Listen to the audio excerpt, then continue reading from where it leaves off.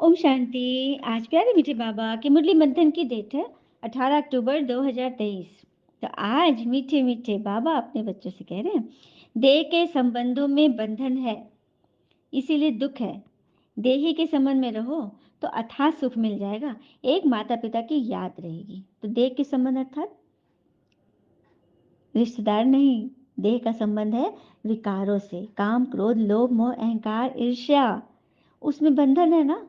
हम्म किसी की बात में फंस जाना, क्रोध कर लेना, कुछ व्यर्थ सोच लेना, ये तो बंधन है।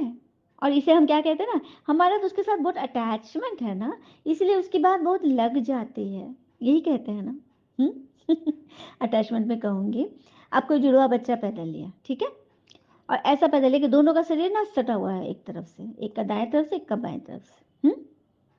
दोनों तो अटैच तो हैं, तो क्या ये सही है? हम्म दोनों ना चल पाएंगे, ना खेल पाएंगे, ना सो पाएंगे, कोई काम नहीं कर पाएंगे। तो क्या करता है, उनको ऑपरेट करके अलग किया जाता है ना। तो उसी तरह से यदि हम किसी बात के अटैच में रहे तो यही हालत होगी, ना हम खा पाएंगे, ना सो पाएंगे, ना घूम पाएंगे, ना पढ़ पाएंगे, कुछ भी नहीं कर पाएंगे। तो उस अटैचमेंट से डिटैच हो जाना है, ठीक है। ठीक है, ऐसी बातों से अटैच रहो जो आपको हमेशा शक्ति दे रहा है। तो किससे रहना अटैच? शिव बाबा से, क्योंकि भगवान ही है जो हमें हमेशा खुशी शांति शक्ति आनंद देते हैं। जब भी आप बाबा को याद करो, कभी ऐसा लगता है कि बाबा को याद करने से हम दुखी हो गए? कभी नहीं। वो तो हमेशा हमें हर प्रॉब्लम को सोख लेते हैं और हमें एक रास्ता दे देते हैं, है ना। तो समझ गए ना, देह के संबंध विकारी संबंधों में बंधन है। हम्म विकारों में नहीं जाना है। देही अर्थात आत्मिक संबंध में रहो, प्रेम सुख शांति आनंद शक्ति ज्ञान पवित्रता में रहो, तो वहां सुख है, ठीक है। तो यही करना है। और कहते हैं ना, ईश्वर को याद करना है तो ये कह सकते हैं ना कि तुमसे मिलना जरूरी नहीं, तुम्हारा मिल जाना जरूरी है ना। अच्छी बात। सिर्फ भगवान को देख लेना, भक्ति में बस उनके नाम गुनगुना देना, आरती कर देना काफी नहीं है। भगवान को पा लेना बहुत बड़ी बात है, और ये मिलता है हमको संगम में। भगवान हमसे कब मिलते हैं? संगम पे। और वही तो हमें ये सारे पॉइंट बता रहे हैं, है ना। प्रश्न है, किस नशे में रहो तो माया पर जीत पाने की हिम्मत आ जाएगी? किस नशे में रहो तो माया पर जीत पाने की हिम्मत आ जाएगी? नशा रहेगी कल्प कल्प, हम बाबा की याद से माया दुश्मन पर विजयी बन हीरे जैसा बने हैं। क्या नशा रखना है? कल्प कल्प, अर्थात हम कभी हारे ही नहीं हैं, हम हमेशा जीते हुए हैं। माया दुश्मन पर हमने हमेशा जीत पाई है, विजयी बने हैं, हीरे जैसा बने हैं। खुद खुदा हमारा माता पिता है, इसी स्मृति व नशे से हिम्मत आ जाएगी। जिसका स्वयं भगवान सृष्टि का मालिक जिसका माता पिता है। अब बचपन में कोई बच्चा बिछड़ गया, किसका बच्चा? राजा का बच्चा मेले में बिछड़ गया। 20 वर्ष के बाद कोई मंत्री उधर घूम रहा था, अचानक एक भिखारी को देखा, 20 वर्ष का भिखारी, उसके में कपड़े फटे हुए थे, उस कंधे पर एक निशान था जो उस राज्य का राज्य चिन्ह था। उसने देखा उस मंत्री ने, और तुरंत राजा को खबर हुआ, राजा वहां पहुंचा और देखा, कह रही तुम्हें बिछड़ा हुआ बेटा है। अब उस समय से उस भिखारी की स्थिति कैसी हो जाएगी? जो अभी तक 20 वर्ष, मतलब कितने, 3-4 साल का था, चलिए 14-15 वर्ष, 18 वर्ष तक वो भीख मांगता रहा, गली गली दर दर भटकता रहा, और अब उसको राजा मिल गया, तो अब उसकी तुरंत से एकदम स्थिति बदल जाएगी ना, सेकंड में। तो ये हम बच्चों की कहानी है। हम भिखारी थे, किस चीज़ के भिखारी थे? कोई हमसे अच्छा से बोले, कोई हमको मान दे, कोई थोड़ा जरा सा तो समझे, हाँ, सुख, किसी की अच्छी बोली में सुख शांति, बस मांगते ही रहे, जबकि वो सब कुछ हमारे अंदर है। और भगवान थे नहीं, हमारे पिता थे नहीं। और जब आत्मा आत्मा अनाथ थी तो दर दर भटक रही थी। जब अनाथ को नाथ मिल गया, भगवान मिल गए, विश्वनाथ मिल गया, वैद्यनाथ मिल गया, सोमनाथ मिल गए, बबुलनाथ मिल गए, भगवान का नाम है ना नाथ पर, तो बस उस समय से आत्मा हो गई चकचक में। तो हिम्मत आ गई ना। तो स्मृति रहे कि हमारे पिता आ गए हैं, तो हिम्मत आ जाएगी हर बात में। और हिम्मत रखने वाले बच्चे हमेशा विजयी बनते हैं। क्योंकि वे सदा गॉडली सर्विस पर रहते हैं। चलिए, गॉडली सर्विस हम बच्चे क्यों करते हैं? हुँ? हम भी अनाथ थे, हमें नाथ मिल गया, तो क्या हमें तो सारी दुनिया अनाथ दिख रही है? जिसको भगवान का पता नहीं, भक्ति तो खूब कर रहे हैं, आज भी देखिए नवरात्रे चल रहे हैं, खूब भक्ति हो रही है, दिन दिन भर अल्पाहारी कर रहे हैं, फलाहारी कर रहे हैं, कोई तो बिल्कुल भी नहीं खा रहे, निर्जला कर रहे हैं। किस लिए? उस पिता को पाने के लिए ना, लेकिन उनका पता ही नहीं है कैसे वो मिलेगा। तो क्या हमें गॉडली सर्विस नहीं करनी चाहिए? सबको बताना है ना, तो यही तो कर रहे हैं। गीत है, तुम्हारे बुलाने को जी चाहता है, जी चाहता है, मुकद्दर बनाने को जी चाहता है, जी चाहता है, तुम्हारे बुलाने को। ओम शांति। देवी देवताओं के पुजारी पारलौकिक माता पिता को तो याद करते हैं, भगत भी जानते हैं, लेकिन भक्ति का फल देने वाले माता पिता कौन है, उनके बारे में नहीं पता। तो सबको बताना है ना। भक्तों को याद है हम अनेक प्रकार के बंधनों में हैं, पता है कि हम दुख में हैं, भगवान आएंगे हमको सुख देंगे, कब देंगे, कैसे देंगे, किस रूप में देंगे, यह नहीं पता। और यहाँ है सब दुख का बंधन, इसको सब संबंध कह देते हैं, हम संबंधी हैं, हम बंधन में हैं, हम बंधन युक्त हैं, और भगवान हमको बंधन मुक्त बना रहे हैं। अभी भगवान से संबंध है तो उनसे हमको सदा सुख मिलता है। सुख को संबंध कहते हैं और दुख को बंधन कहते हैं। यदि किसी आत्मा से कोई दुख मिल रहा है तो वहाँ पर बंधन है, यदि दुख में भी आप सुख ढूंढ रहे हो तो वो संबंध है। चलिए, कुछ एक आदतें हैं जो हम अगर जीवन में पाल लेना तो हम सुखी बन जाएंगे। सबसे पहले तो जल्दी उठना, जीना है खुशी से, बोलना है आराम से, इधर उधर देख के अगल बगल क्या कह रहे हैं सोच के बोलो। सोना है जल्दी, खाना है बिल्कुल तमीज से, धीरे धीरे बाबा की याद में। काम करना है एकदम शांति से, स्थिरता से, हलचल में नहीं। सोचना है क्रिएटिव, खर्च करना है समझदारी से, बचाना है लगातार, कमाना है ईमानदारी से, सांस लो लंबी और पहनो अच्छा स्वच्छ सुंदर। ठीक है, ये चीजें जीवन में बहुत आराम देगी, है ना। फिर बाबा कहते हैं कि कई बच्चे पूछते हैं बाबा को चिट्ठी कैसे लिखें, तो किसके थ्रू देते हैं बाबा को चिट्ठी? हम ब्रह्मा के थ्रू, क्योंकि ब्रह्मा तन में ही तो भगवान आया है ना, तो ब्रह्मा के थ्रू हम भगवान को लेटर लिखते हैं, अपनी सारी बातें भगवान से शेयर करनी है। फिर बाबा कहते हैं मैं तुम्हारा लिबरेटर हूँ, गाइड हूँ, मैं तुम्हें दुखों से छुड़ाता हूँ, मेरा नाम ही है लिबरेटर। फिर मैं गाइड भी हूँ, सबको परमधाम का सच्चा रास्ता बताता हूँ, मुक्ति जीवन मुक्ति का रास्ता। अभी तुम तैयार हो रहे हो, लेकिन नंबरवार पुरुषार्थ अनुसार। बाबा कह रहे हैं सभी बच्चे तैयार हो रहे हो, लेकिन नंबरवार पुरुषार्थ अनुसार। जनक का भी मिसाल है ना, वह फिर अनुजनक बना।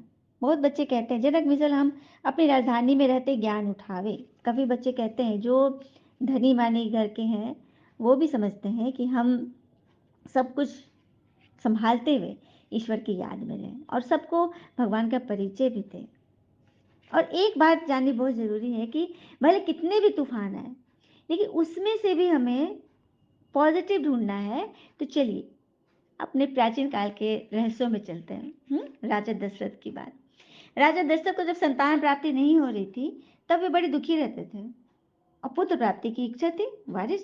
पर इस समय में उनको एक बात से हौसला मिलता था, वो कभी आशाहीन नहीं हुए। मजे की बात है, इस हौसले की वजह किसी ऋषि मुनि या देवता का वरदान नहीं, बल्कि श्रवण के माता पिता का श्राप था। ये चीज भी उनको हौसला देता था। अब आप लोग आश्चर्य लगो, ये कैसे श्राप से कैसे हौसला मिल रहा है? तो दशरथ जब जब दुखी होते थे कि बच्चा नहीं हो रहा है, तो श्रवण के पिता का श्राप याद आता था कि उन्होंने क्या श्राप दिया था, जैसे मैं पुत्र वियोग में तड़प रहा हूं वैसे तुम भी पुत्र वियोग में तड़पोगे। तो इससे उनको क्या आस मिलती थी कि मैं निसंतान नहीं मरूंगा, मुझे पुत्र पैदा लेगा। देख रहे हो कितनी बड़ी पॉजिटिविटी। हम्म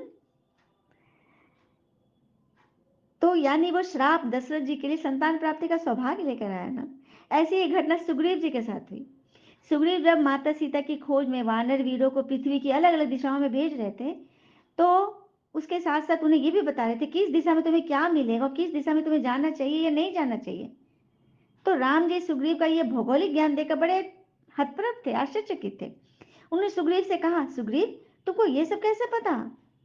तो सुग्रीव ने उनसे कहा, मैं बाली के भय से जब मारा मारा फिर रहा था, मैंने उससे राज्य छीन लिया, पत्नी छीन ली, तब मैं पूरी पृथ्वी पर शरण लेने गया, लेकिन मुझे कहीं शरण नहीं मिली, और इस चक्कर मैंने पूरी पृथ्वी छान मारी। इसी दौरान मुझे सारे भूगोल का ज्ञान हो गया।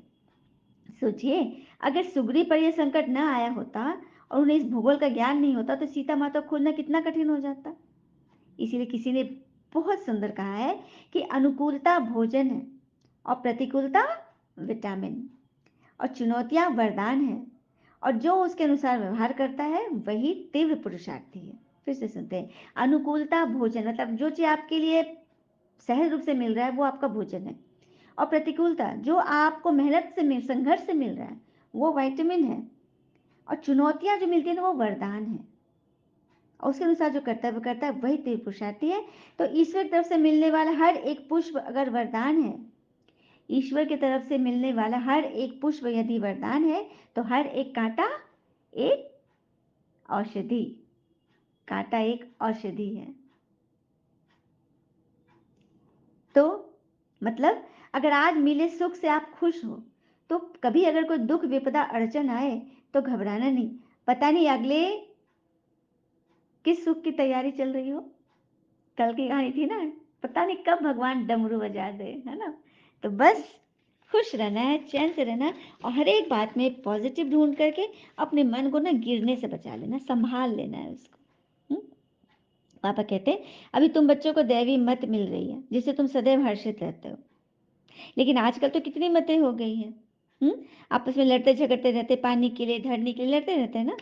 ये हमारी हद है, ये तुम्हारी हद है। आज देख रहे लड़ाई का जो सीन चल रहा है, किस तरह से कितनी क्रूरता वाली चीजें आ रही हैं। तो ये सब पाप का घड़ा ना बस भरने को है, बच्चे तैयार होते रहे, है ना। श्राप में है दुख, वर्षे में सुख होता है। श्राप में दुख तो था, लेकिन उसमें से भी हमने अपने अनुसार कुछ खोज लिया, पॉजिटिव खोज ली, तो मन नहीं गिरा ना।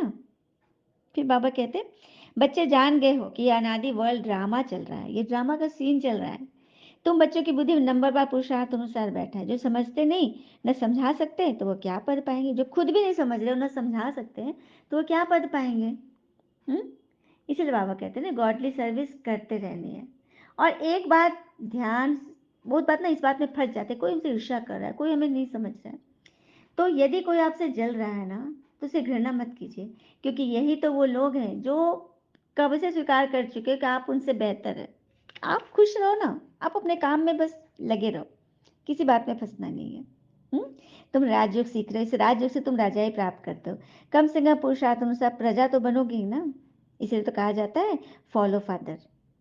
हम्म तो भाई बहन ही पद पाते हो नंबर वार पुरुषार्थ अनुसार, बाकी जाकर तो अपने झाड़ में लटकेंगे, मतलब परम नाम में मुक्ति में रहेंगे। आप लोग तो सदगति में आओगे, जीवन मुक्ति में।